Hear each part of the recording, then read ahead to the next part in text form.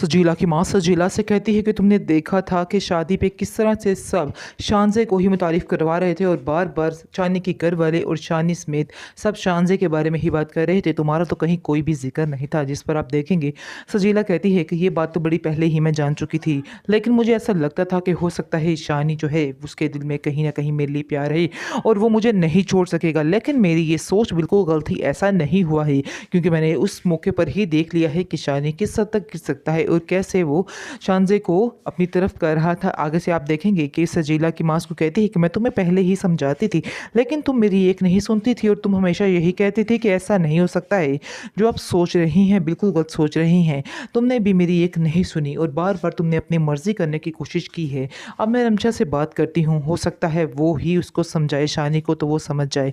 आगे से आप देखेंगे कि सजीला कहती है किसी को कुछ भी कहने की ज़रूरत नहीं है और ना ही किसी के मैं तल्ले करना चाहती हूँ। बेहतर यही है कि जो बात है जहीं पर है वहीं पर ख़त्म कर दी जाए।